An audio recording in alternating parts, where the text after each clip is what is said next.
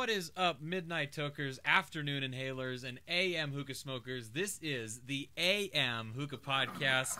Oh my goodness, it feels so good to be doing this show today. I ain't gonna lie, I've been waiting all day to do this because I have something really cool to talk about with everybody, and I'm excited to do that, obviously. And then I also want to just see what is going on.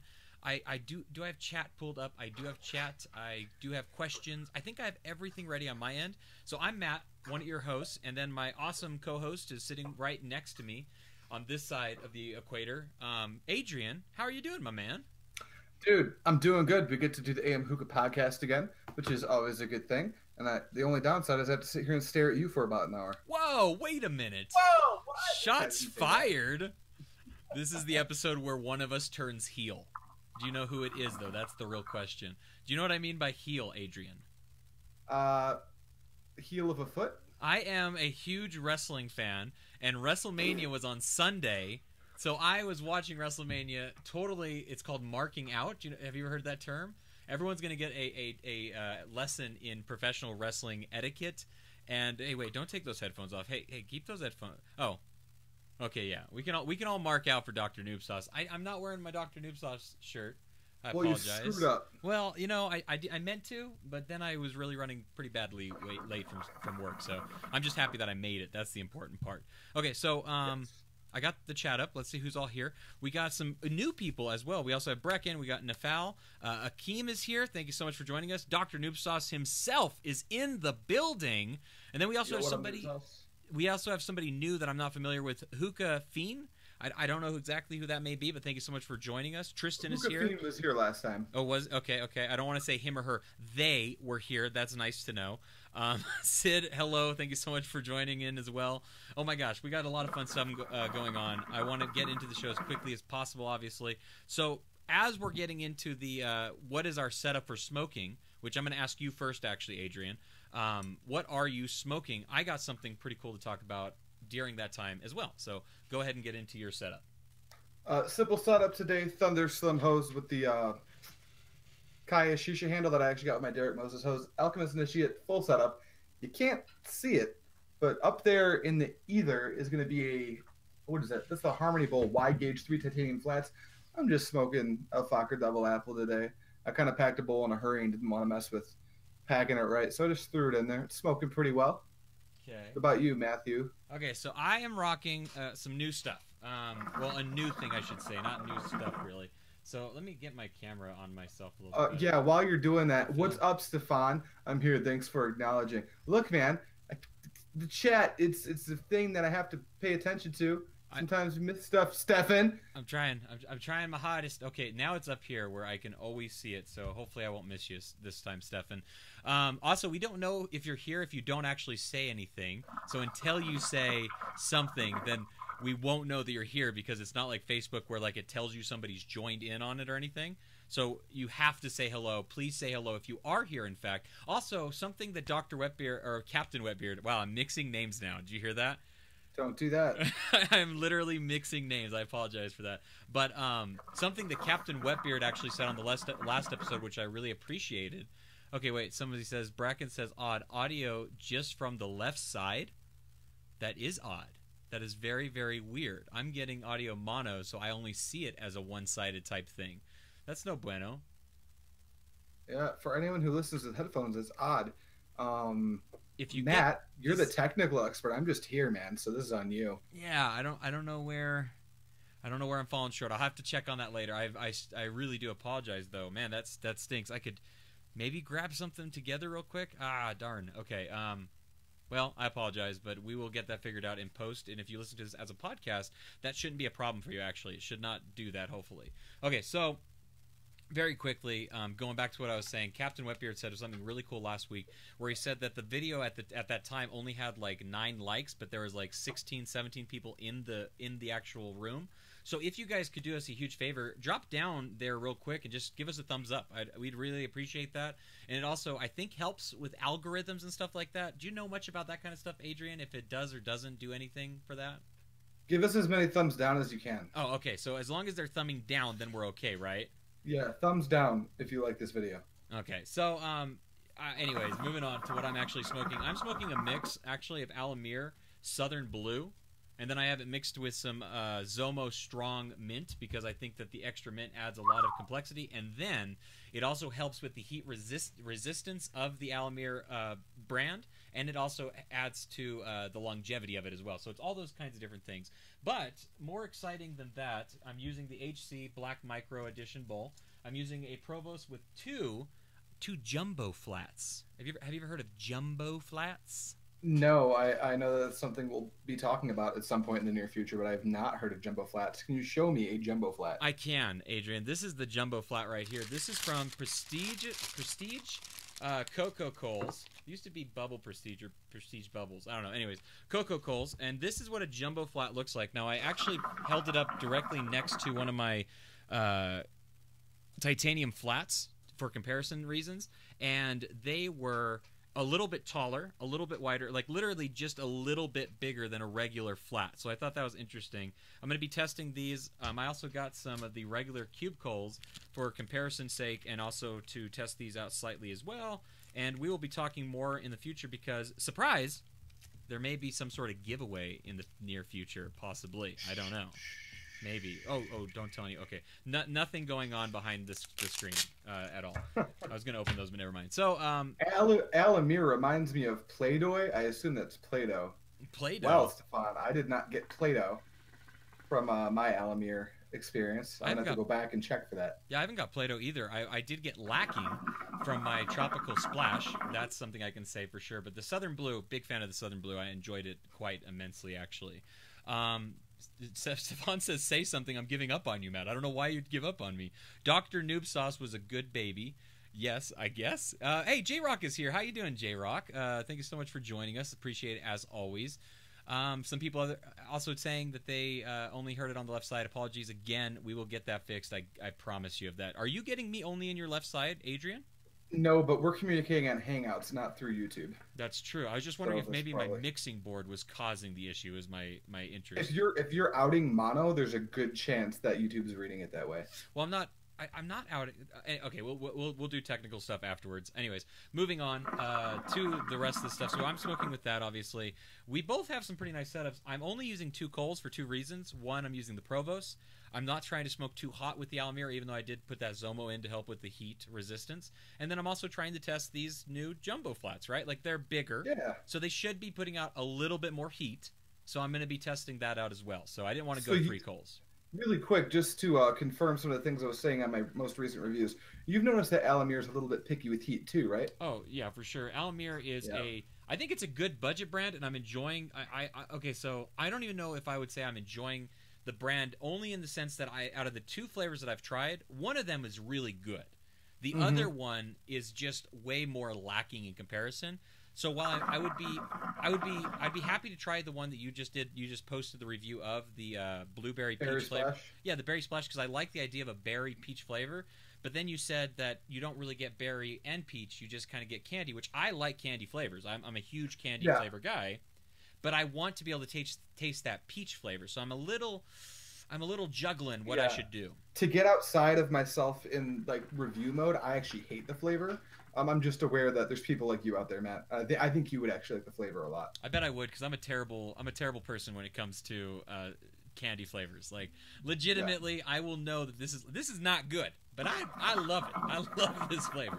Okay. Stefan also says Alamir is too heat sensitive. Stefan, I agree. It can be. Definitely want to do an underpack with it, in my opinion.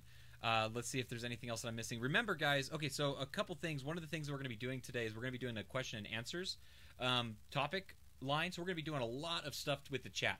So if you could, please put a question mark at the beginning of your sentence so I can see immediately that you're asking a question and not replying maybe to somebody else's comment or something. Just it helps me give you guys hopefully a little bit of a better show. So let's see. Sid says, too tired to smoke, was going to go for AF Gum and Mint AF Golden Grape. Earlier, I had some Tangier's Orange Soda with Trifecta Dirty Mint.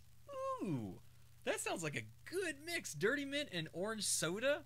Sign me up for that. Anyways, Well, if you guys are smoking in the chat, please let me know what you guys are smoking. Always interested to see and hear what your guys' setup is, as always. So let's get back into the show, obviously, and talk about what are the stuff that we have been smoking. Adrian, so besides the Alamir review that you posted on YouTube recently, what is some of the other stuff that you've been smoking? Oh man, it was so exciting for you to ask this question, actually. I just smoked a pretty expensive version of the Triforce earlier today. When I got this hat from Mr. Dr. Noob Sauce, Mr. Chris, he sent me some samples. 50 grams of New Tobacco's Grapefruit and 50 grams of Zomo's Strong Blue, which is my first time having that flavor. I want that flavor so bad. So I went Triforce. Blueberry, grapefruit, mint. And I just used some Alpha Comma mint as a little bit of extra mint to go on top of the Alamir mint.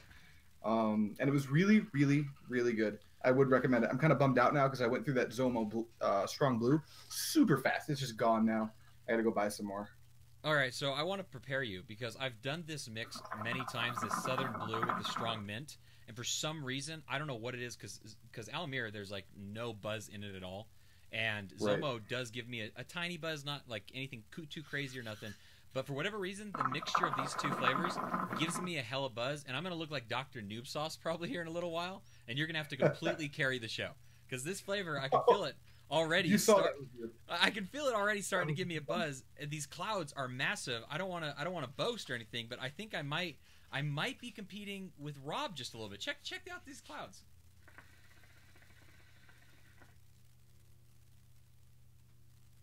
It's pretty good. It's a good cloud. Got there. Triple. Okay, sorry about that. Okay, so you did an expensive version of the Triforce, obviously. Anything else that you've been smoking? Nothing crazy. I've been trying to buckle down and making sure to get these Alamir reviews out correctly. Gum Mint is next. It was supposed to be tonight, but because of some scheduling issues, it's probably going to be tomorrow that it actually is released. Okay. And other than that, I've got this Ugly series coming up, so I've been really cracking down on smoking their flavors. Super and excited. will be over the next few days. Super excited for that. Next time I will message the two of you and see if I can match genre of flavor I smoke. This is from Sid. Could be, oh man, that is a great idea for a themed episode. Everybody smokes something of the same genre of flavor. That would be, I think that'd be a lot of fun, especially like with a 2-apple. Maybe a Triforce. Everybody does Triforce. Triforce. That's like, oh my gosh, we could have so many different brand mixes of Triforce. I need to update my shelf of flavors before we do that, but I love that idea. George Jorge says, my clouds are weak. What's up, fellas? Thank you so much for joining us, George, as always. Yes, Sid, high five for that idea. That was an awesome... Can we do the high five, Adrian? Can we get it? That's 1, 2, 3. Eh? My hand disappeared. Oh, there we go. We got it. We're good. Yeah, okay. We win. We're cool people. Question from Captain Wetbeard. What are some telltale signs that you've got a bad batch of ugly tobacco? Is there something wrong with the cut or flavoring? I like this question a lot because you've had a lot of experience with ugly. So let's go into that just a tiny bit. Talk to us. Give us some telltale signs of a bad batch and a good batch from ugly. You can sometimes tell before you even smoke it if you've got a sketchy batch. One of the big things about ugly is Jim uses one blade to cut all the tobacco, and sometimes it'll go dull in the middle of a batch, and it's really hard to tell when that happens because it's a very small team making ugly tobacco. So if that cut looks really leafy and like it wasn't cut properly, it's not going to smoke as well if you don't cut it up. So that's right off the bat, you've probably got a suboptimal batch of ugly tobacco. And then when you pack it, you're going to know immediately because ugly can take heat, but it should get up to heat with 3 cubes.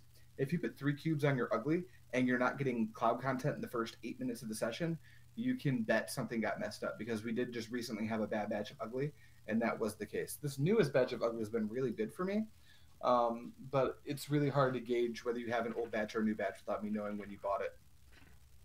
I guess Brecken asked about the Triforce, so one of the other questions is, what is Triforce? And if you missed what Adrian said, it's grapefruit, mint, and, oh my gosh, blueberry. I don't know why I was sketching Specifically Alfacher. Yeah, Alfacher is the original Triforce. It was an OG mix that just everybody got into real heavily and stuff. I don't know why. I mean, I know why Alfacher never came out with a actual flavor called Triforce, But you know if they ever did like a mix series of Triforce and called it something different? I've got no clue if they ever did a grapefruit blueberry mint flavor. It would be in the special edition if they did.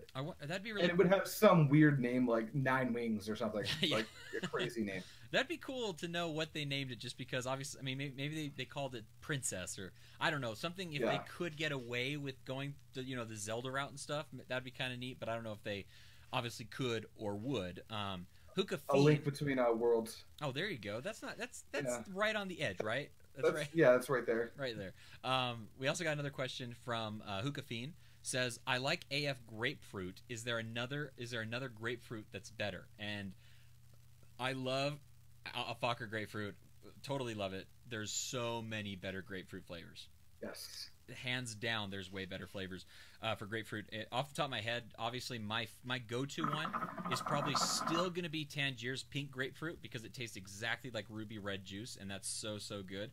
My other one, but it's not a natural grapefruit, no. Which is worth talking about. Yes, it is. Where Alfacher's is a natural grapefruit. A really good natural grapefruit flavor. I don't know if you tried it with your Alpha Comma, but Alpha Comma grapefruit was bomb, and it's super stellar. Natural. I will say that if you're going to try a grapefruit, you need to have had Alfacher's grapefruit first. It's probably the best grapefruit to compare other tobaccos to when you're making a decision, is this good or bad? Because Alfacher's is just a pretty true-to-life, bitter kind of a tart grapefruit flavor. So when you're trying to figure out whether the tobacco is going to be good grapefruit or not so good grapefruit, I use Alfacher for reference when I make that judgment call. Another thing that I was going to say is, when it comes to grapefruit, I've had ugly grapefruit mint, but it's been a really long time for some reason. I can't really tell if I liked it or not. What have you had Ugly's grapefruit in a while? They do grapefruit mint, right? Their grapefruit is also insane. Their grapefruit isn't natural because it's actually more tart and bitter than a normal grapefruit, and I actually like that. But if you're on the cusp of like grapefruits are a little bit out of your palate because they're a little bit too bitter, don't smoke Ugly's grapefruit, because it hits your throat in like a really weird way. It's not hot. There's not a crazy nicotine buzz that you wouldn't expect from Ugly, but like that bitter flavor really punches you in the throat. We got some really good questions coming in the chat right now, like absolutely bomb questions. What hookah tobacco brand would you like to see revamp themselves that you haven't smoked in a long time? We're going to save that question for the question answer part, because that's a great question. And then also, what tobacco is kilo worthy for you two guys? And that's another really good question. So we're going to save those and talk about those very shortly. Let's see, we've talked about what we're smoking. We've talked about what we have been smoking. And now we're also going to talk about upcoming things that we have going on. And my question for you, Adrian, is what is the next Alfacher series going to be? Well, the last one was last Monday. It's going to be every other week. So the next one we have coming is the mint with cream flavor. Ooh. It's honestly, it just tastes like a mint with cream. It's going to be a pretty straightforward review. If you like creamy mint flavors, I would recommend picking it up. I don't. I think it adds too much of a sweet profile to the mint. And we've been over this a billion times. I don't like flavors that are overly sweet. And have you had the strawberry cream flavor from Alfacher? I'm a fan of the strawberry cream. I thought that was a pretty good flavor. Right? Huh? Alfacher's? Yeah, Alfacher's. Go get Messiah's. You'll throw Alfacher's away immediately. Messiah has a cream line? Messiah's strawberry cream is the best strawberry cream on the market. Oh, man. I'm excited to hear about that. Sid also says, what is Triforce once again? Triforce is grapefruit, blueberry, and mint. Alfacher more specifically, but you can do different variations of it as well. Stefan says... The prolific Captain Wetbeard. The only kilo-worthy tobaccos are Blue Mist and Pirate's Cave. I'm going to ignore those parentheses with sarcasm in it because it's just correct. Yes. Why would you get anything else? I'm just wondering. Stupid. Eddie says Alfacher Mint Frost. I'm assuming that means what he's smoking. Eddie, thank you so much for joining in on the chat. I appreciate it a ton. Drop a like down in there if you can, and if you have not already, we'd like to get that like all the way up to how many people actually are around during the live shows, and then throughout as well if you guys are watching this post-mortem. I don't know what other word to say, not that we're dying or anything, but after the show goes live, obviously, please also make sure you drop a like. And then if you are subbed, which you should be, I'm sure you are, make sure you hit that bell icon so you know the moment we go live, because, I mean, I would say 99% of the time we go live at 5:30, right, Adrian? 99% of the time? We're getting better. We're getting better about it. We're getting better. 7:30 for me, so that was really weird. I was like, 5:30, I'm not even home yet. But or yeah, what Mountain Time I should say. So, but hit that bell icon because then you know the moment that we go live, and that's pretty helpful, I think, for you guys. We are trying this thing where we go live for about a minute just to kind of ding you so you know that we're here, and then we actually start the show about a minute later. So we're going to try that a few times to see if that helps with some people. Akeem says strawberry cream he loves. And then, let's see, who was it? Stefan said that Hookah Fina grapefruit is another good one. I've had some really good Hookah Fina flavors. I've had some not so good flavors from Hookah Fina. I've never tried the grapefruit one, though. So I'd be interested to try that. No joke. Hookah Fina Knockout Mint. Love that flavor. It's amazing. You taste the sugar in the mint, and it's so, so good. When it comes to things that I have coming up, or do you have anything else coming up that you want to talk about, Adrian? It's too much to even get to. This month I'm going to have 14 videos go up on my main channel. So okay. For me, I have some videos that I need to get posted already. I have a review for the Tropical Splash from Almir, and then I'm going to have another video showcasing my layer that I want to put together, and then I'm also going to do a video about some bowls, just my favorite bowls that I have, basically. It'll be a pretty cut and dry video, but I think it'll be fun to do. So those are you little sneak. I've actually one video I was gonna do. I was gonna rip off Zach from Strictly Shisha and do a bowl collection video. Yeah, I mean because I do have well over 25 bowls at this point. That's what I'm doing. I'm just ripping off Strictly Shisha basically at this point. Yeah. Oh, Rose F. Death is here. Thank you so much for joining us. Appreciate it as always. Captain Wetbeard says, but for real, I did get a kilo of Fumari white grape gummy bear. Sorry, Fumari white gummy bear. That's the only kilo he's ever bought. Well, actually, he got it for free, but that's the only kilo that he's ever had. I've only had a couple of kilos, and they've always been Tangiers, but we'll get into kilo talk very, very shortly. I promise you that for sure. J-Rock says, I just bought the AF Golden Strawberry, and it's actually worth trying. I've heard good things about all the Golden brands. Golden Apple is obviously a huge favorite for a lot of people. I've never had the Golden Strawberry. Adrian, you're the Alfacher guy. Golden Strawberry, yay or nay? Golden Strawberry is pretty good. It doesn't beat the Messiah Strawberry Cream. If you're going to go golden, their grapes actually smokable. Dr. Noob Sauce, I'm looking at you. And they make a pretty good green apple. The Ascondarandi apple. Okay, yes. That's the one that I'm thinking of about it, too. So let me pull up this real quick. We're going to go ahead and get into kind of the topic. I want to talk about sorry, I almost read what you wrote me live on air, and I'm sure we will talk about that towards the end, I would imagine, probably, or do you want to get into that before we get to? Maybe we should just talk about it so everyone knows what's going on, because I think it's a cool thing that we're doing with Frank. So something really cool that we're going to be able to do is, if everyone knows, obviously there's a lot of different groups on Facebook. You can actually find us on Facebook, AM Hookah. Find us on Facebook, join the group. You will know about upcoming events and different fun things going on, including pictures. And then you'll also be able to post your setups, and I'm going to be showing those off shortly as well. But going back to what I'm talking about real quick, let's see. Yeah, so let's go ahead and talk about this. So there's a ton of groups on Facebook, obviously, and the Hookah Lounge is one of them that has a ton of people, and it's a very, very good group to be a part of. I really like the Hookah Lounge. I think it's a good one. And we're going to be partnering up with them to do a interview series to talk about, because it is their birthday month. Is that correct, Adrian? Yeah, 1 year. 1 year on Facebook. 1 year on Facebook, the Hookah Lounge. So we're going to be helping them out, and we're going to do an interview series. We're going to get some guests on.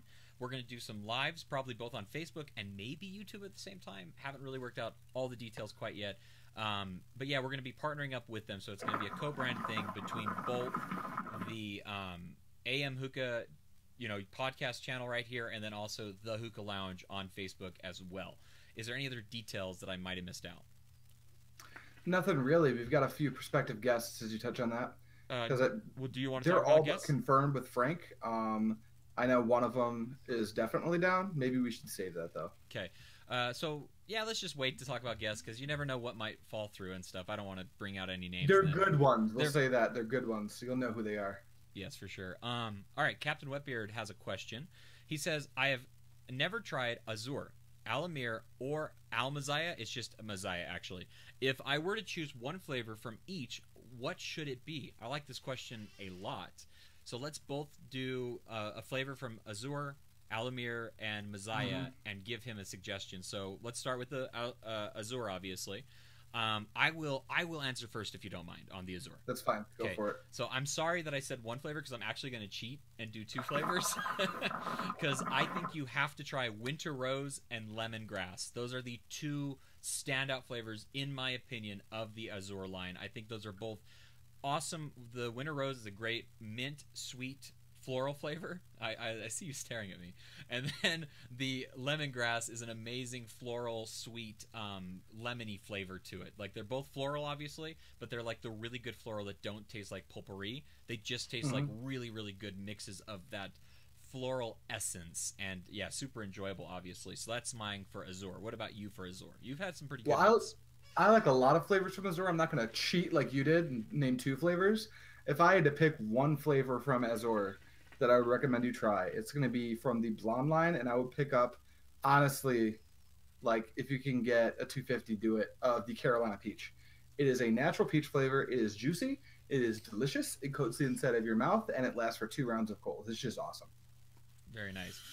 Moving over to Alamir, so I can only talk about the few that I've had. I wish I had more experience with the brand so I could give you a more well-rounded suggestion from it, but I'm going to have to say that Southern Blue is the one that I would suggest. Out of what I've tried, which is not much, but Southern Blue is definitely worth smoking, and it's really good for mixes because it has a nice sweet potency to it, a decent enough mint kick, and then you can throw other fruits in as well and make it really shine with that fact as well. So what about you for the Alamir? Blueberry Jambalaya. Okay. That's a super good flavor. The berry splash is good, but it's a little bit candied. If you don't like that, don't pick that up. The blueberry Jambalaya is a little bit candied as well, but you can taste the blueberry notes. It's kind of like a blueberry Nutri-Grain bar, which is, I've noticed a lot of blueberry flavors taste a lot like that. If you haven't had one, go to like whatever your store is that you buy groceries from, get the Nutri-Grain blueberry bars, pack some blueberry shisha, and we can talk because they're the same. They're the same. Okay. So now you have reference in that, basically. So you know what to expect. You can go get that, and then you know what you're going to be smoking, which is always nice. And then the Messiah. Messiah, you have a ton of experience with. I have less experience with, but still I've been trying more and more. I'm actually going to be getting quite a bit of Messiah to sample and to do some reviews for it, and I'm super excited about that. And I know you are because you're a big fan of Messiah. As of right now, I'm going to go for the Kiwi Lemon, because I really, really like the Kiwi Lemon. It was like a fruit roll-up sort of flavor. I don't want to say it was over candy or anything like that, but you definitely tasted the lemon and you tasted that sweet kiwi, and they mix so well together. And then I threw that, when I had P3, I would smoke that and P3 together constantly. Lemon kiwi from Messiah, I think, is a bomb flavor that I would recommend. I really like the ice mint, but I loved the lemon kiwi. What about yourself? You have a way wider selection of flavors. Lemon. Oh yeah. Why did I even ask? Do we even need to go over that? I've talked about it a bunch already. Why did I even ask? What? You love the Alpha Kama lemon mint, correct? It's too soon to say because I only have 50 grams of it and I'm almost done. I loved it. But it might be better than Messiah's. Maybe. It's hard to say. You made me choke on my cloud there for a second. I almost couldn't believe it. I was doing a spit take with a cloud, basically. All right. So I'm going to pull up some questions real quick from the YouTube, or not from YouTube, sorry, from the Facebook group, actually, real quick. Let me find where I have that stored. There it is. Okay. Actually, do you want to see some pictures of some people's stuff? Yeah, why not? Okay, I'm going to pull this over. Let me grab this. Real quick, I'll see if I can find some questions. Did we get to all the questions in chat? I have two that I remember that we'll be talking about. Very cool. Okay. So this picture, I actually got you taken out. I apologize, Adrian, but you're not in frame no more. This is Dr. Noob Sauce's setup right now. You'll be able to see it, I'm pretty sure, here in a minute on YouTube, obviously. But this is Dr. Noob Sauce's setup, and it's a Hookah.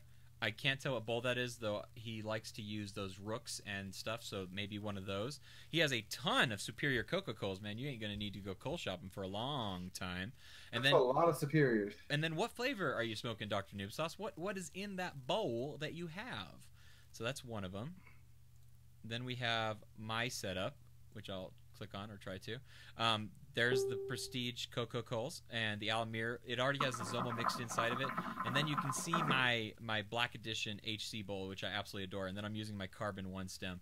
Only thing I don't have pictured in that is my Droid hose, which I'm using right now.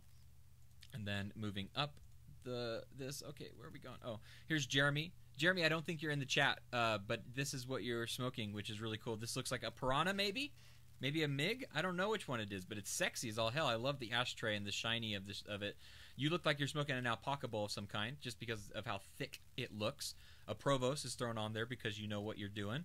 That's a sexy setup right there, my friend. I like that quite a bit. And then we should have one more, because we should have yours, Adrian. Where is it at? There it is. Mine's right here, actually. Oh, I mean, no, it's right here. I see it. It's in front. Right in my face. It's right there. Beautiful stem, beautiful tray. Oh man, just what a lovely setup you have, my friend. Absolutely wonderful. Okay, I'm gonna pull this back over here now so I can see the questions. Here we go. All right, so let's get into some questions. This is all stuff we're gonna start with from Facebook. So if you have questions that you'd like to ask, obviously in the chat, feel free to do that. Put a question mark in front of it, and we will be able to see it a little bit easier. I'm going to try and keep up with chat, because I actually have this blocking my chat a little bit. So if you are capable, maybe let me know if anybody says anything that's noteworthy to say in the show, if you could. Let's see. Yeah, Sid. Hey, I thought you guys were going to hit me up with the links. Did we not do that for Sid? Maybe we should do that immediately. I thought you're talking about for the Facebook group, right, Sid? I'm pretty sure. I tried to share the link last week and it didn't work.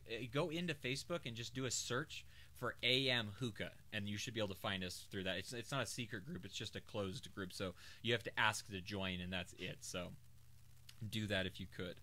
Also, this did come up in the group. It was none of you guys, but we had an advertisement up in the group. I had to delete it. Don't post advertisements in there. That's not what that group's for. Yeah, it's not. I don't want to change it so that only me and Adrian are able to post things in it. So let's just keep it. Yeah, just keep that kind of stuff out of it. Obviously, it's literally, and this may sound like really dirty or something. I don't know. It's literally a group for the AM Hookah podcast. That's all the group is. It really is just for that, obviously. Okay, so the very first question. I like this question a lot. This is actually from Stefan. Stefan, oh my gosh, you ready for this? This is a good question. Should YouTube hookah reviewers be allowed to post reviews on products, brands, flavors that they don't like? And before I get into our opinions, I want to read what Sally said, because I thought Sally said something very good. Sally said, that's a good question. My answer for that is I tend to not review flavors that I'm not super excited about, but I will review everything honestly. I really like this question because... Whoa. To be completely unbiased, you have to post things in a negative light just as much as a positive light, obviously. And what I'm going to say about that is I try, not in a negative way, but I try to post things honestly so that I can talk to you about things that aren't good. For me, that review was the... well, it's probably two reviews, I guess. It was the Phoenix, to a lesser extent, not because it was a bad product or a bad thing, but it's because I wanted to be very honest about my thoughts of it. And then the other one is the Starbuzz Serpent line. The review that I did for the Lioness was not a positive review by any stretch, and it's because I thought it was really important to get that information out to you guys, that it was not something that I was impressed with or thought good about. So I think I think as a hookah reviewer, it's your I don't even know what the right word is. It's your responsibility to post a negative review about a bad product so that people are aware of it. What are your thoughts, Adrian? I was waiting for you to ask me. First of all, Derek Moses, what's up, man? How you doing? Reviewers in reviewing bad stuff. I tend to disagree with Sally, although I can respect her angle on it. I think as a reviewer, if you're gonna try to post any amount of like regular content, it's your responsibility to let people know about flavors that are not good. Now, it's really hard to review a flavor in a negative light because a lot of it goes into your opinion. What do you think of the flavor? What is your palate like? But when a tobacco does not perform well, I think it's your responsibility to let people know that, because there's a lot of brands of tobacco out there right now, and we don't need to have as many brands as we have. There's a lot of garbage on the market, and my most recent Alpaca series review is actually negative. And I'm going to be putting out a lot more negative reviews, actually, because there's some products that I'm not excited about, and I want people to know that they shouldn't be excited about them. So I hope that answers that question. And then one thing I want to piggyback off of from what Sally said, because I don't think she's saying that she doesn't want to post something. I think what she means, is that, and I feel the same way when I smoke something that I don't like, I just don't have motivation to post anything more about it, right? Like that's my one reason. Tropical Splash from Alamir, my next review, is a great example of that. This review should have been done probably a long time ago. I don't like this flavor. I'm not interested in this flavor. I have a lot lacking for this flavor, so I'm having a hard time wanting to post about it or bring up more conversation about it, if that makes sense. It's not that we don't want to post bad reviews or anything. It's that we are not excited to do the video and the legwork to make these videos because we only have so much time in our days, and we don't want to, constantly just be negative. Obviously, I want to give you guys the best content possible, and to be honest, the best content possible sometimes is posting a bad review. So I definitely want to give that to the viewers to know what is out there that's good and bad. Just like you said, there is a lot of stuff on the market. Smoke the good stuff, obviously. Sid says something. I remember Paul from Hookah.org did a negative review and got so much crap. I don't know why I said crap. He got so much shit in the comments about it.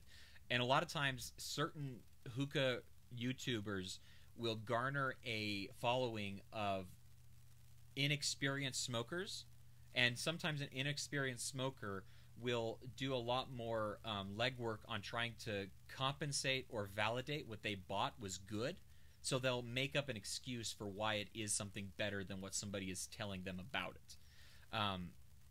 For love it or hate it, there is a certain group on Facebook that goes out of their way to call things bad. I don't always know if that's a positive thing to do necessarily, but their goal in all of that is to let you know that this is not good, right? Like they're not doing it solely because they hate everything. They're doing it because they are trying to make sure that this is not worth your time.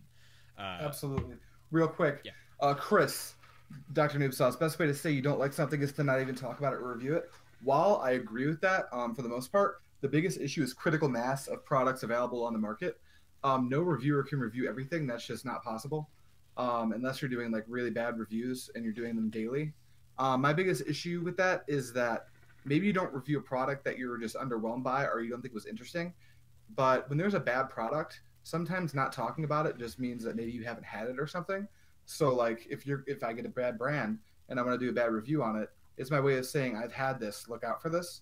I can see what you're saying for sure, but I think that can get a little bit weird because there's so many things that most people haven't tried, and that could be read as, well, maybe they don't like it because I haven't reviewed it. Maybe I just didn't try it yet. Yeah. All very, very good stuff. I'm actually in a different page on my browser right now. Sorry. I was going to have another question ready, but I have somebody that was requesting to join the group, and I want to make sure that I facilitate that. So let me quickly approve this person. I think it might be George, actually, though it does say a different name, so I don't know if George has multiple personalities. I don't know. I don't judge. Whatever is, to each is their own. But let me hit that up, and then I will go back to the questions because we got some other fire questions in the group as well. Let me scroll down. All right, so here we go. I will ask another one from Stefan. He says, what is the best tongs to use? I like this question because it's totally subjective in every possible way. No, it's not. Matt, you answer this question. All right, the best tongs to use are these ones right here. They're the Russian tongs. They're not. Are they the Wunderkind? I don't know what the name of them is. I'm so sorry. I apologize. But these German name. The German name, and they're humongous, and they feel great in the hand. They're heavy. They're strong. Oh my gosh, I absolutely love these tongs so much. They're precision tongs. You can pick up anything with precision. Those are great tongs too. And if you don't want to spend $40 on a pair of tongs and you've only got a $10 budget, go with something like this. I don't even know what the names of these are. I bought them from Hookah John. They're just long tongs. They come straight, bend them at the tips for that precision feel, I guess. Tongs don't matter as much, but I think if you can get a good amount of distance between your hand and the coals, you're going to reduce the amount of damage that you do to your hands. So, and I'd like long to tongs are good. Really quickly talk about the differences between these two tongs, because I love these thunder tongs, flash tongs. I call them the reverse flash because of the yellow. And I really like these tongs. They're obviously a long tongue, not nearly as long as the German ones, but they are a very, very good tong, and they're very aesthetically pleasing, and they work wonderfully. They're $20. They're a little bit under it, actually, I think, and they're going to get you through, obviously. But these are just that extra going up one more level, right? It's not that it is. It's not that they are substantially better in the world of how you pick up your coal or anything. No. But they are for aesthetics and pleasing and for adding to your collection, right? I think Dog, I've used scissors to pick up coals, all right? I've used kitchen utensils, not plastic ones. Don't do that. Yeah, don't do that. But yeah, so both are great. I just love these ones for. It's just one of those things where hookah smokers tend to want to collect stuff, and that's now you can collect tongs. Because those are designer tongs. Akeem says the best tongs are the ones you don't own. That is the truth. With everything in the world, the best is always what you don't have. We do got a question in chat. Dr. Noobsaw says, do you believe a whole video is worth making on a product that isn't good or just a passing note? I think that a good review for a bad product is a short video. You don't want to give it more light than deserving of it. Yeah. Don't go on a bashing spree, and probably try to make your bad product reviews make the ratio like 1/3 max, because you don't want to be known as the guy who like bashes all the brands. It's not going to do any good for you or the people around you. But yeah, probably keep them short. If you think a product's bad, you don't need to talk about all of the reasons that it's awful.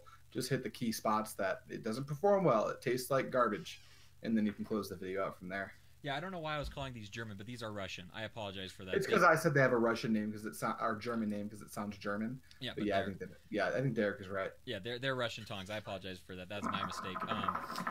Paul's not in here right now, but Paul, God bless you, brother. I love you. Thank you so much for this. Appreciate it so very much. I absolutely love it with so much. I love it so much. Yes, George says LOL Junior. So yes, George is also Junior, I guess. So it depends on the mood that he's in, maybe. I don't know. Moving on, more questions. We got even better questions, obviously, coming up. Not that anything that was said so far was bad. I don't know why I said it like that. What are the most impactful factors that affect a hookah design? I love this question, i.e. length of pipe, pipe composition, steel, titanium, glass, wood, blah, blah, blah.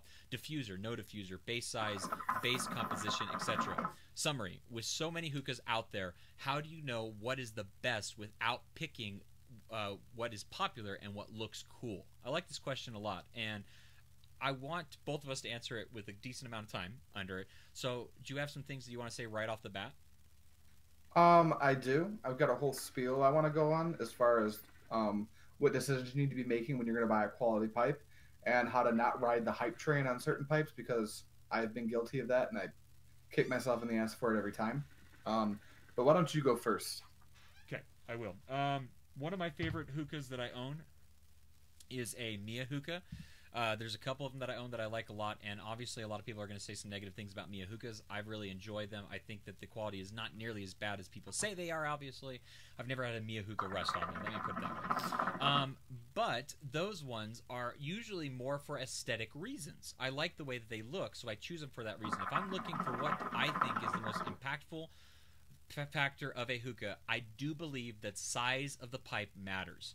Not only the size of the stem, but the diameter of the down stem. You know, back in the day when it came to KM hookahs, because there were so few on the market besides like Chinese bad stuff at the time, KMs were great for a number of reasons, and one of the biggest reasons for that was because of the size of the diameter on the down stem. You were able to get such a better and open draw out of it, and I am someone that prefers an open draw over a restricted draw. So for me, one of the most impactful things is the size of the diameter of the down stem. When it comes to the build quality, be it steel, titanium, glass, carbon fiber in the sense of my carbon 1 stem that I have, those are going to go into it for the fact that you don't want something that's going to rust, corrode, or go bad on you if you are looking for something for a long time, obviously. Also, hello, Travis. Nice to see you here. And Bracken. And I already said hi to Bracken. He's been here the whole time. Oh, what are you talking I didn't about? hear you. What are you I didn't talking hear about? you, Matt. Yeah, I already said hi. Bracken, we know what's up, right, Bracken? Exactly. Diffuser versus no diffuser. I've had only one hookah that came with a built-in diffuser, and I do really like it a lot. I don't think that is a necessity when buying a hookah. If you have two that you really love side by side, and this one has the built-in diffuser and this one doesn't, you can buy diffusers if really need be the case. Same thing with the base. The base, you want to hold a good amount of water and you want to have a good diameter on it so that the way that the water is distributed is well. You don't want something that's so cylinder that it's just going to shoot up and then you're going to get water in all your different stem ports, obviously. That's the problem with that. Base composition is way more when it comes to personal preference when it comes to that. When it comes to the outside design of it, doesn't matter at all. It's all about the insides of it. Look at things like the Regal, for instance. It's made out of wood, but they put a stainless steel piece inside of it for that very reason, because you don't want to just smoke with wood. The wood is just for an aesthetic reason on the outside of the hookah, obviously. So I hope that kind of answered your question. I kind of went off on a couple different spiels, I guess. I would say that for me, the most impactful thing is the size of the diameter of the actual tubing, for me personally. What about yourself, Adrian? All right, can you ask that question again? I want to make sure I don't rant about things that aren't relevant. Yeah, like I did? What are the most impactful factors that affect a hookah design, i.e. length of pipe, pipe composition, steel, titanium, glass, wood, etc., diffuser versus no diffuser, base size, base composition, etc. Summary: with so many hookahs out there, how do you know what is the best without picking what is popular or looks cool? Okay, first off, find what's right for you. I'll start with diffuser because that's something that kind of jumps out as something that really does affect performance. Unless you want like this crazy rumble on your hookah, which I think most people probably don't. A lot of people like watch movies or something when they're smoking hookah. Buying a third-party diffuser is kind of a pain in the ass. They don't always fit. So I do like hookahs with built-in diffusers, but that's it's super opinion-based, not necessarily an objective thing. But when I look at buying a hookah, I really look at one of the first things I look at is how tall is it, because you're going to have X amount of length from the actual tobacco and coal to the end of your hose. And obviously a taller hookah is going to make more space. It's going to give your smoke more time to actually cool down a little bit. And I have noticed that shorter hookahs tend to smoke a little bit warmer. Yeah. Now, if you set your session up correctly, it's not going to be a huge deal, but that's something that definitely goes into it. Something that Matt touched on that I think is a huge deal is going to be the diameter. I like a slightly restricted draw. I think I'm in the minority there. I think a lot of people like a more open draw. So when you're buying a new pipe, make sure you can kind of tell what the diameter of the down stem is, well, the stem in its entirety, because that's going to be one of the biggest things that affects your draw. Obviously, your smallest choke points too. If you're going to use like a super slim hose handle like this or something, or you're going to pack your bowl super high and not pack a ton of holes, that's going to affect it too. But you're not going to be able to get an open draw without an open hookah, so that's pretty important. And then in terms of things like what it's made of, I haven't noticed that affect the hookah so much unless it's like glass. For whatever reason, glass hookahs for me smoke warmer than just standard. They're usually a little smaller, I think is why. Just in general, glass hookahs are usually a little smaller. Not always, but just sometimes. Yeah, absolutely. Things like copper down stems, I've heard affect the session and the flavor. I haven't noticed that. That might be a bit of a bro science kind of a thing going on there. So as far as materials, you just want to get something that's not going to rust. I know some Maya pipes are guilty of rusting. I've had one or two that have rusted out, and some don't. You got to research what you're buying. But don't buy into the hype train of like this, like the Starbuzz Carbine. This is a hookah that I am so underwhelmed by. Me too. The price point's insane. It looks like it's made of fucking plastic. It's just, I'm sorry. I'm not going to buy a Starbuzz Carbine. If someone wants to send me one, I'm going to say no. I don't want to put that on my shelf. It looks bad, in my opinion. I mean, obviously, if that's something you like and you want to spend the money on it, fucking go for it. But I'm not into it. But if you're going to buy a hookah based just strictly on performance, you don't need to spend more than $100. If you want to go buy like something that's really good for the money, get a matte pair. You know, get a matte pair basic, and it's going to be great. It's going to be like $160, and it's going to smoke awesome, and you're not going to have any issues. Yes, I completely agree. The Starbuzz Carbine, I had a conversation. It's actually on the AM Hookah channel.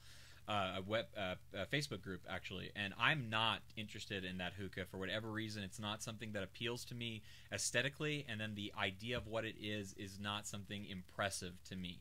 Right. You know, and I have a carbon fiber hookah, the Carbon One stem, which is just a stem. To me, is so much of a better carbon fiber style hookah because you're not dependent on all those other pieces of it. You're just looking for a really good stem. You know, you can find expensive stems that are well made. You know, things like the B2, the Prometheus, the what you're smoking with right now, the Initiate. I mean, all these things are way different in comparison, and to me are better than something like what the Starbuzz carbine is. Starbuzz has done a lot of hookahs, and they always Yeah. seem to be lacking something. I don't know what that is. I don't know if it's just because they're going through, trying to save money. I don't know what it is. I'm not going to comment too immensely on it. You have an Atlantis. Is that what it is? Yeah, and it has paint chipping issues around the ports. So, yeah. So why bother with buying these things that are painted when you're gonna have problems with it later in the future, right? Like, to me, I don't understand it.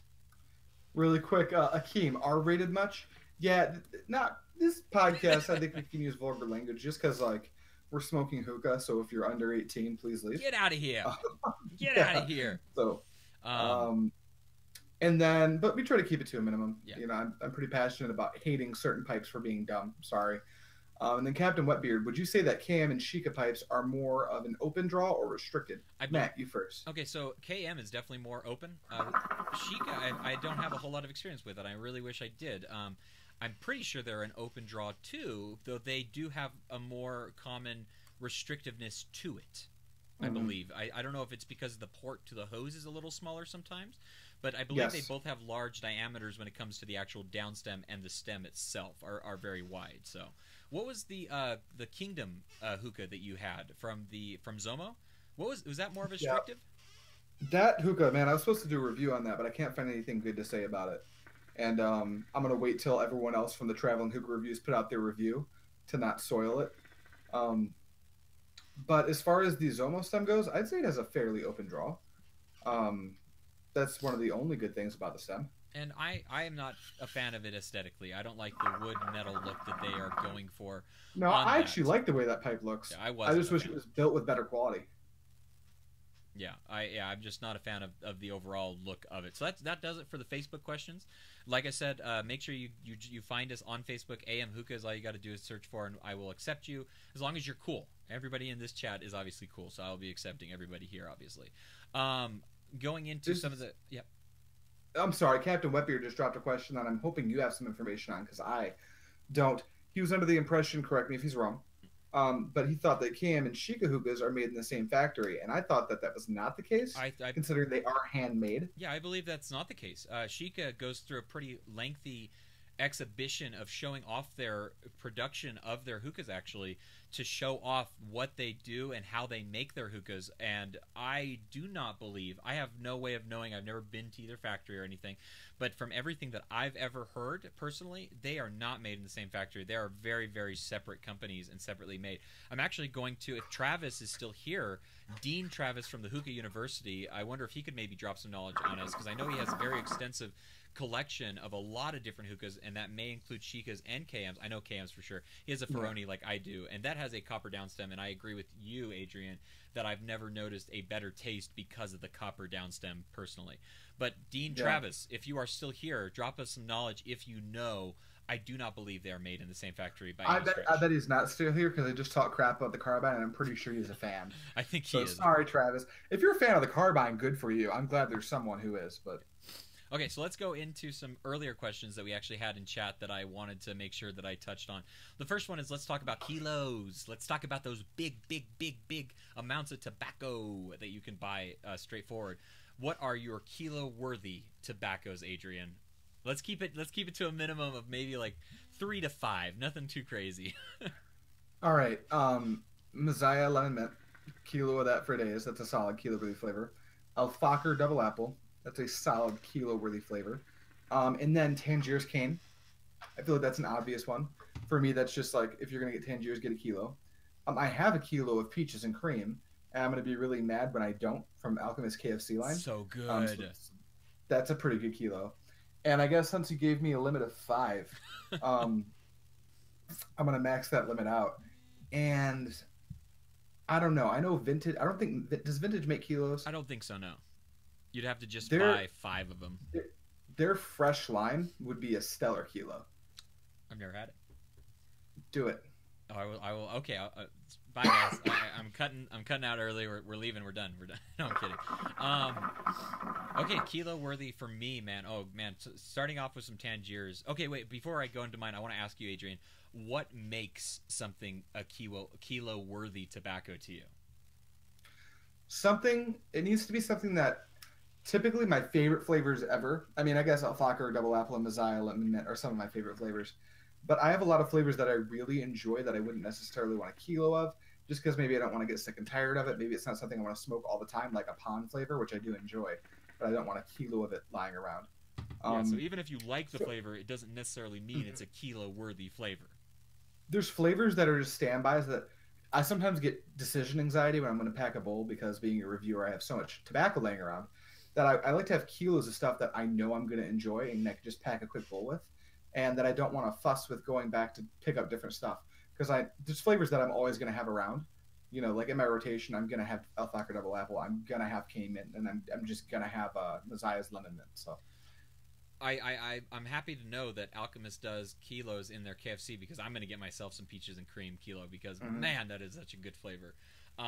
I agree with you when it comes to what you're saying that just because you like the flavor doesn't mean it's kilo worthy. For me, a flavor like that is totally the lime from Trifecta. I like the lime flavor from Trifecta a bunch. I would never buy a kilo worthy of it because I would never smoke it all. I use that for mixes all the time, obviously, but if I had a kilo worth for mixes, I'm not a lounge. I would just have it forever, basically, at that point. right.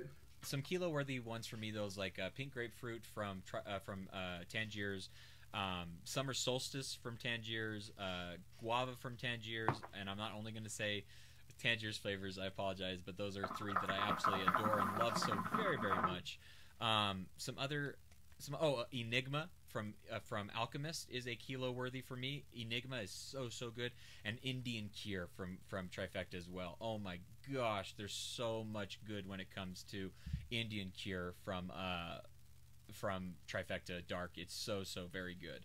And there's plenty more, obviously. What are some kilo-worthy tobaccos that you guys have in the chat that you guys absolutely love? By the way, J-Rock says he knew that you were going to say Alfalfa Double Apple, which is the devil's smoke, is what he says. It's just so good, dude. There's no like anytime I want to smoke hookah and I can't figure it out, I'm just like double apple. There you go. Pack it with an oyster fork. I don't even have to wash my hands. Perfect. Okay, so and then I wanted to touch on another question. I believe Dr. Wetbeard asked it. Let me scroll up real quick and see if I can find it real fast. Man, where is it? Okay, here we go. Nope, that was the telltale signs. We already talked about that. We talked about kilo worthy. Where is it? You're gonna need to vamp for just a minute. Vamp. Actually, Sid was talking about how cheap alfalfa is by the kilo, almost 5 times cheaper is what he corrected it to. Pick up a kilogram of alfalfa cheaper than a single 250 of U.S. tobacco. Wow. Then you just buy kilos. I think another really good kilo flavor for alfalfa, if you haven't had this yet, I'm pretty sure you probably have. Citrus mint. That's a really good flavor from alfalfa. I think that's probably kilo worthy. Mixes well with double apple too. Where is that? Matt, what is it you're looking for right now? I found it, and I don't know why I couldn't remember it because it's such a good question. What hookah tobacco brand would you like to see revamp themselves that you haven't smoked in a long time? Man, that's such a good question. I don't even know where to start. I'm gonna let you start actually. I think and say something. That's actually a really difficult question because a tobacco that I had back in the day that maybe I didn't like, or maybe I stopped smoking. I just don't have fond memories of it, so I don't know that I would want them to revamp themselves. A light revamp, maybe Fumari stops using freaking pouches. That'd be cool. Same with Azure. I hate pouches of tobacco. They're just a pain in the ass. You get your fingers sticky every time. Like plastic tubs is where it's at. That's one thing that I really like about Alamir. But as far as a brand that I would like to see revamped completely, I don't necessarily know that I can think of any. Like, I wish Starbuzz would be better with their blonde line. Yeah. Like that would be cool because they're such a worldwide popular brand. But like brands like Alfalfa, they don't need to make any changes. I don't think. I think they're solid. Okay, that's what I was going to say, actually, is Alfalfa because, and this is the only reason why, even though they come out with new flavors pretty regularly, actually, which is nice of Alfalfa to do, but I would actually like to see them go back and redo some of their old stuff. Like, they redid all their packaging quite a few years ago now, obviously, but if they went back and just completely redid a bunch of their flavorings, even like the grapefruit that we both are already a big fan of, and made it even better than what it already is, that would be exciting. I'd like to see, Starbuzz Blonde, I think, is almost the perfect one for this question because Starbuzz is a great tobacco for new people coming into this as a hobby, right?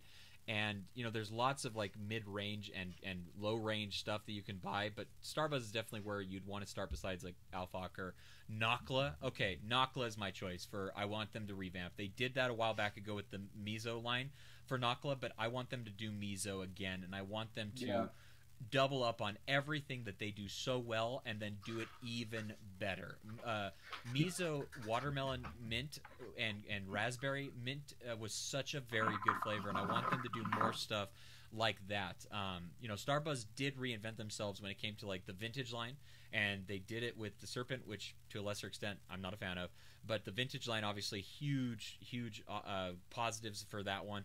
But if they were to go back and like redo Blue Mist and make it better, they could have a huge grip on the industry and grab that back again, in my opinion. I think that Starbuzz and Nakla, my two standouts for this question, and then Alfakr to a lesser extent, just because I want to see them do more. Yeah, Starbuzz is a really good one also because, like, since Starbuzz started doing their thing in the early 2000s, they've kind of haven't changed what they're doing with the blonde line at all. And since they've been the biggest brand in the world, we have all these really good brands floating around now that just beat them out objectively in terms of performance. And I think that Starbuzz flavor profiles, if you want to be like, they got a lot of club flavors, really sweet candy flavors with these really promiscuous names. You can keep that if that's your brand, but maybe up the quality of your tobacco. That would be a really good place to start. Put it up to par with a lot of the other brands we have today, like Trifecta and Azure and brands like that. We have another question. We have a couple questions in chat that I want to grab real quick. One of the questions is from J Rock. He says the question was what tobacco brand do you want to see revamp? Okay, so I think that we haven't smoked in a long time. So yeah, Nakla would and Starbuzz too, because I haven't smoked regular Starbuzz for a long time. I think we answered that decently. Let's see what there was another good question about magnetics when it came to where is it? I'm sorry that I'm making you vamp. Oh, that's fine. I'm fine with dead air, dude. We can both be quiet for 2 minutes. It'll be outstanding. People will love it. I swear I saw a question in here about George, citrus mint always in stock at your home. Okay. Yeah, this isn't a citrus mint flavor, but someone mentioned Four Seasons earlier. That flavor, it's a Messiah flavor, is so good. That's getting a review pretty soon. Not this month, but probably next month. So here's the question. Do you guys like the magnetic features on hookahs, such as like the matte pair? Because George loves that feature. I don't have anything with magnetics in it, and I really want to try something with magnetics, though, because I think it's really, really cool the way that they connect, and then that's supposed to help keep that lock, especially when it comes to things like a hose port. I think when it comes to just regular down stem, I don't really care about that because most of my down stem grommets don't go out as quickly as my hose stem grommets will. So if I had a way to just magnetically lock that, like one of the things I like about glass hookahs is that you don't need a connector of any kind.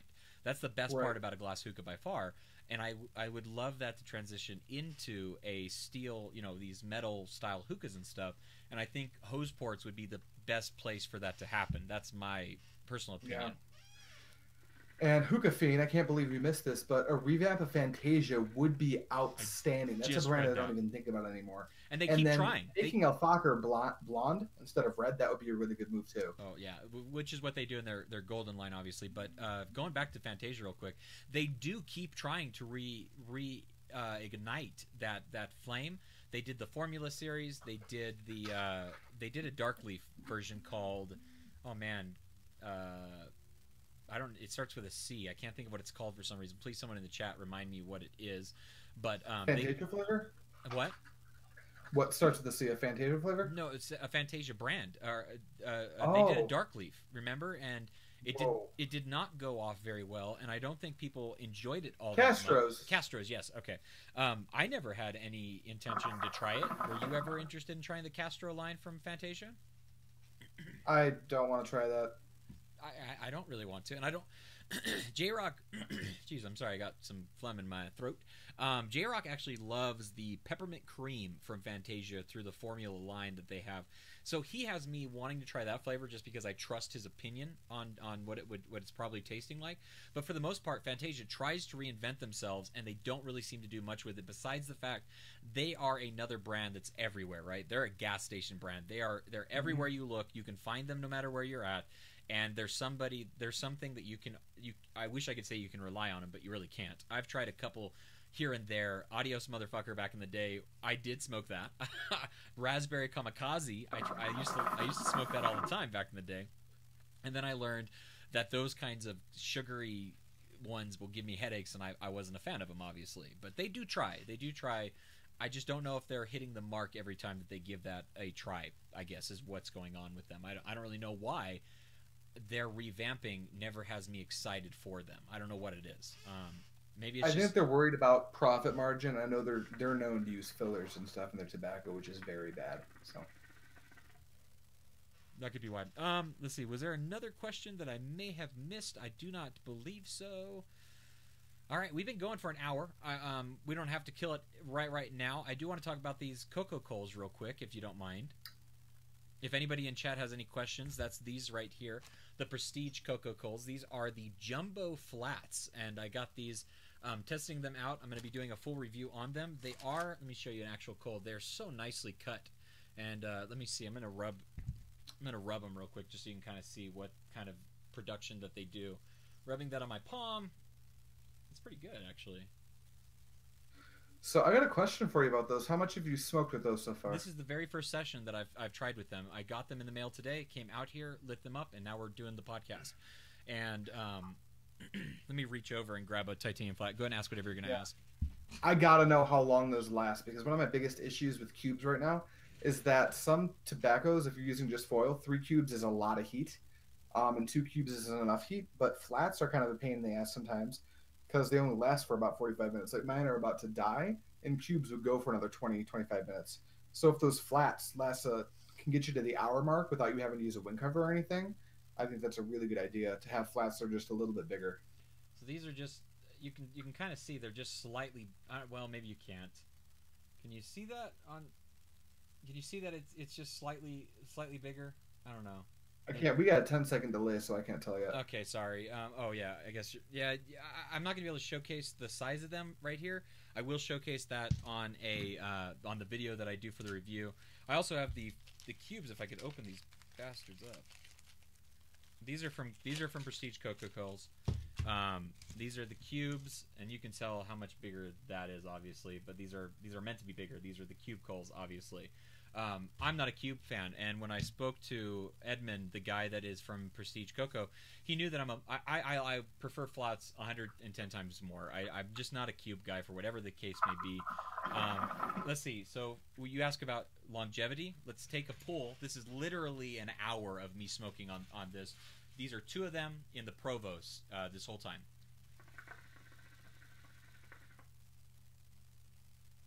Yeah, it looks like you're still smoking pretty good. Now, the Provost could have a lot to do with that. Which they should, but Provost with other coals are also going to give, not the same results in comparison as well. I want some suggestions on how to best test these against other flat coals, just so I can give whatever information that people are looking for about them. My vents are open on the Provost too, by the way. They're not closed. The lid is on, but the vents are open on them. Oh, what's up, Paul? Oh, Paul, I gave you a huge love shout out earlier. You missed it. Talking about my thankfulness. I love these.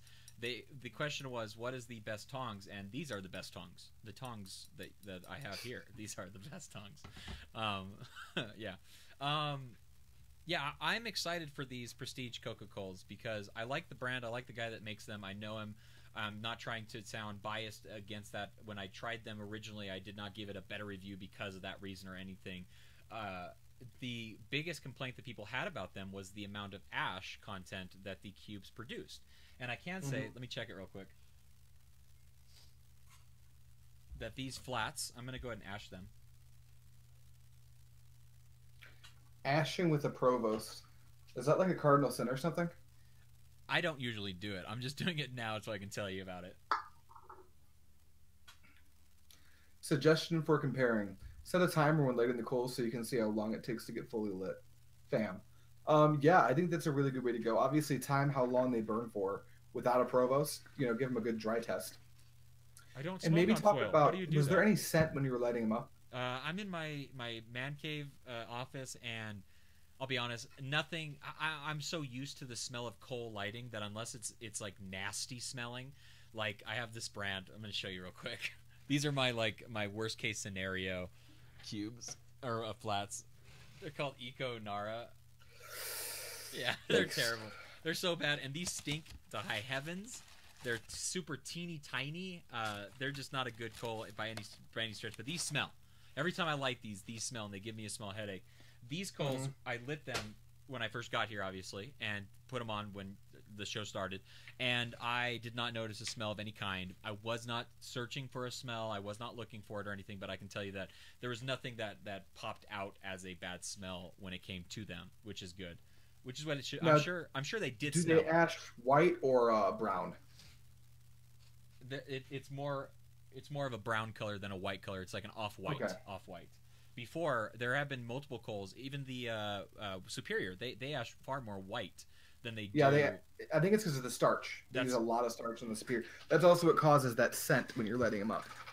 See, even the Superior don't smell as bad as these Eco Nara ones do. Like the smell from the Superior did not bother me like it did some people. I'm not saying that there was no smell or anything. They just didn't bug me the same way that they bugged others.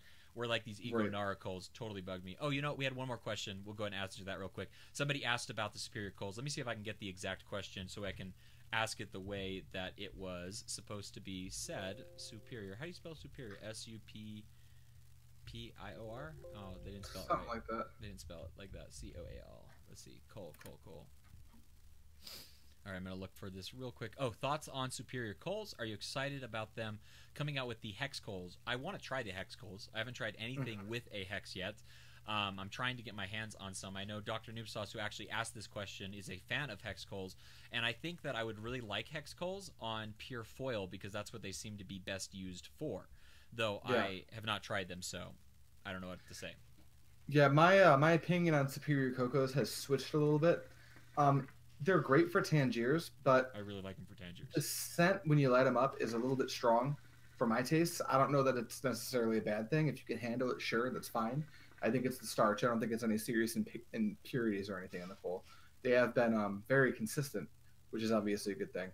But the heat that they burn on is not nearly high enough for my taste. So I want to show So you. I've moved away. I want to from show you what Superiors. these Prestige Coca Colas look like after an hour from the original size. Let me pull out one of these real quick. Oh, that was it. Sorry.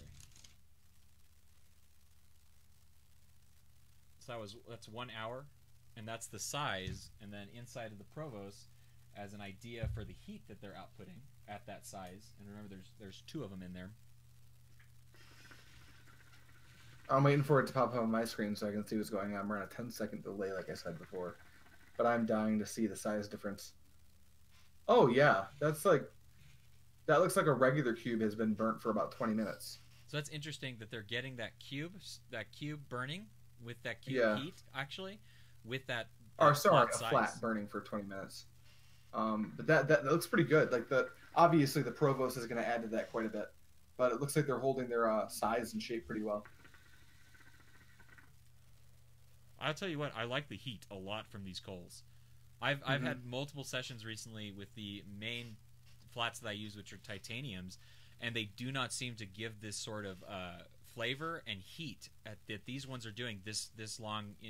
Here's the best thing I think almost to look at it is look at the past videos that we've done. The majority of the time I'm using titanium flats, and you can tell when my coals are starting to die out towards the end of the video, and these ones are still going very, very strong. Yeah, this is what I'm that's a looking at cube. for the remainder after an hour. These are pretty much done. You can't really expect to get... Now, if I put 2 more flats down, I could pair all 3 of them together, Oh no! and that would work fine. Oh, it's good. I got a table here. That would work fine. But other than that, you're only going to go about 45 minutes of full heat with regular flats. Did you So it see? seems like you've gotten a pretty good amount of time out of yours. Did you see the difference of the precision tongage that I was able to get with mine, not dropping? That was that was good. Although holding coals up to a camera isn't something you typically do. No, don't do that, guys. Don't ever do that again. We won't. We'll probably do it again for science. I have to relive this 10-second delay. I just watched myself drop it. It's painful, right? I was scared. Yeah, it hurts more to watch than it hurt happening. Okay, so couple of final comments. J Rock says just bought the coal brand King of Fire. Interested to hear your thoughts about that, J Rock. Captain Wetbeard says, and of course set a timer for your session. Yes, starting at the first puff and see how long they last compared to coals. Flats. Mm-hmm. I'm honestly going to compare these as well to cubes quite a bit, I think. Oops, I have a pop-up come up on something. This one's a little bit rougher, but see if you can map out when the peak heat time is. That's a good idea. Obviously, it's going to be pretty hot right after you take them off the burner, but I find that there's like a sweet spot for a coal, like a 10-minute sweet spot during its lifetime. Paul says, for science. Yes, always for science, Paul. Exactly. All right, I think that's going to do it for us. I think this was oh my gosh, it's been a while since the last question and answer podcast we did was when we were still in our kind of beta form and we weren't quite into the full season. So something like this was a ton of fun to do, especially midway through our first season, obviously. Yeah, I think that was a super fun time. I'm not going to be here next week, Adrian.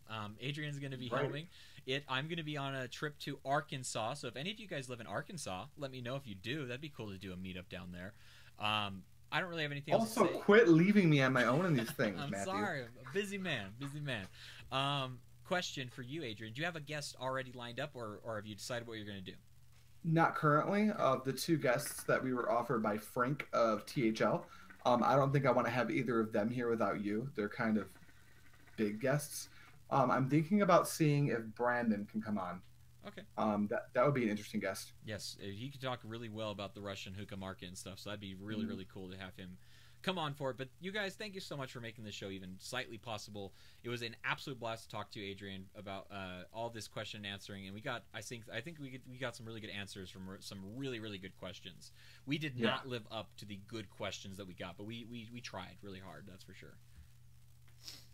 Okay, I'm going to go ahead and end this. Thank you guys so much for joining us once again. Until next time, keep on smoking. Bye.